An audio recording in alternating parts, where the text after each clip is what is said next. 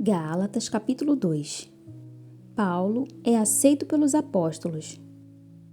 14 anos depois, subi novamente a Jerusalém, dessa vez com Barnabé, levando também Tito comigo. Fui para lá por causa de uma revelação, e expus diante deles o evangelho que prego entre os gentios, fazendo-o, porém, em particular, aos que pareciam mais influentes, para não correr ou ter corrido inutilmente. Mas nem mesmo Tito, que estava comigo, foi obrigado a circuncidar-se, apesar de grego. Essa questão foi levantada porque alguns falsos irmãos infiltraram-se em nosso meio para espionar a liberdade que temos em Cristo Jesus e nos reduzir à escravidão. Não nos submetemos a eles nem por um instante, para que a verdade do Evangelho permanecesse com vocês. Quanto aos que pareciam influentes, o que eram então não faz diferença para mim. Deus não julga pela aparência. Tais homens influentes não me acrescentaram nada. Ao contrário, reconheceram que a mim havia sido confiada a pregação do Evangelho aos incircuncisos, assim como a Pedro aos circuncisos. Pois Deus, que operou por meio de Pedro, como apóstolo aos circuncisos, também operou por meu intermédio para com os gentios, reconhecendo a graça que me fora concedida.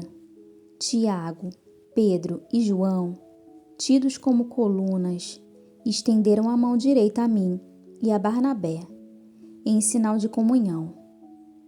Eles concordaram em que devíamos nos dirigir aos gentios, e eles aos circuncisos. Somente pediram que nos lembrássemos dos pobres, o que me esforcei por fazer. Paulo repreende a Pedro. Quando, porém, Pedro veio a Antioquia, enfrentei-o face a face, por sua atitude condenável. Pois antes de chegarem alguns da parte de Tiago, ele comia com os gentios. Quando, porém, eles chegaram, afastou-se e separou-se dos gentios, temendo os que eram da circuncisão. Os demais judeus também se uniram a ele nessa hipocrisia, de modo que até Barnabé se deixou levar.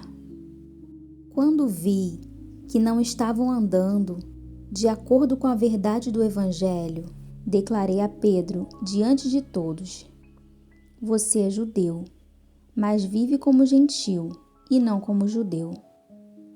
Portanto, como pode obrigar gentios a viverem como judeus? Nós, judeus de nascimento, e não gentios pecadores, sabemos que ninguém é justificado pela prática da lei, mas mediante a fé em Jesus Cristo. Assim, nós também cremos em Cristo Jesus, para sermos justificados pela fé em Cristo, e não pela prática da lei. Porque pela prática da lei ninguém será justificado.